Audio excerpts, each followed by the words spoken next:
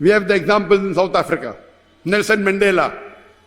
The previous white apartheid government, which ruled South Africa, they had imprisoned Nelson Mandela for 25 years, for more than 25 years in Robben Islands. And they called him terrorist number one.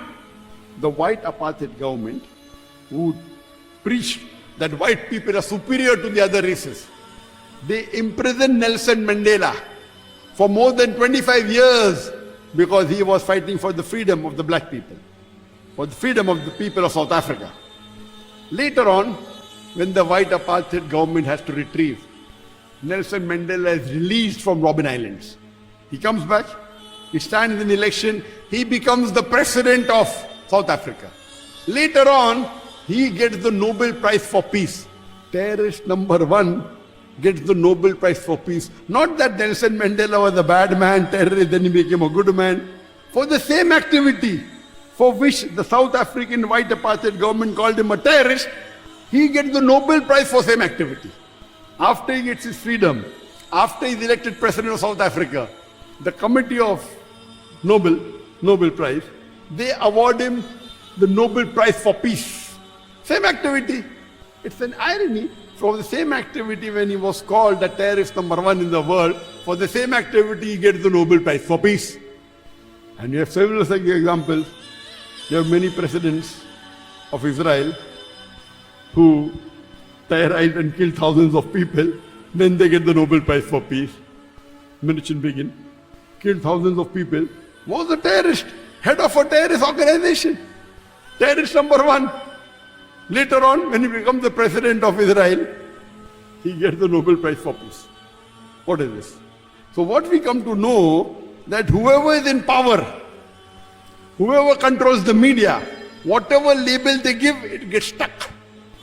Whoever is in power, whoever's power, whoever controls the media, whatever label, right or wrong, gets stuck. So that is the reason Quran says in Surah Hujurat, chapter number 49, verse number 6. Whenever you get information, you check it up before you pass it on to the third person. Don't just rely on, don't just whatever you get, forward. You see any news, forward it. Check it up. If you're not sure, don't forward it. And we Muslims also, most of our party, you see anything, it may be a fake video, it may be a fabrication. Today to make a fake video is very easy, AI. So Allah is telling 1400 years ago, whenever a fasik gives you information, whenever a transgressor gives you information, check it up before you pass it on to someone else, lest you may be involved in spreading the wrong message. Today, you get something, you forward it without checking. Have you checked right or wrong? So you are becoming a tool of the Satan. You like it, you forward it. Have you checked it?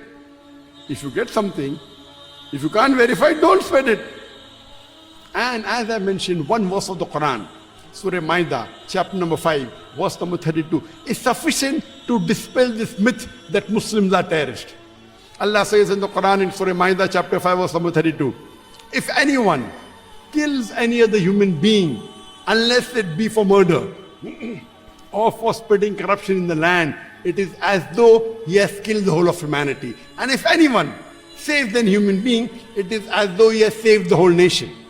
Here Quran is very clear cut.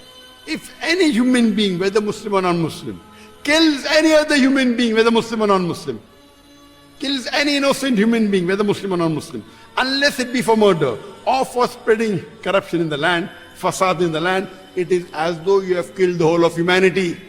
And if anyone saves any innocent human being, it is as though you have saved the whole of humanity. This one verse of the Quran, of Surah Maida, chapter number 5, verse number 32, is sufficient to dispel this myth that all terrorists are Muslim. And for more information, as I mentioned, watch my video cassette, Is Terrorism a Muslim Monopoly? How did terrorism start? Who was the first person who did the first hijack? Who did the kidnapping, suicide bombing? In detail, with statistics from authentic sources. And more if you want to know about jihad, terrorism and jihad and Islamic perspective. These two videos of mine, if you watch these two lectures, you will get ample of ammunition to do dawah. Ammunition doesn't mean only Gun, ammunition means material. Here in context, ammunition means material for conveying the truth to them.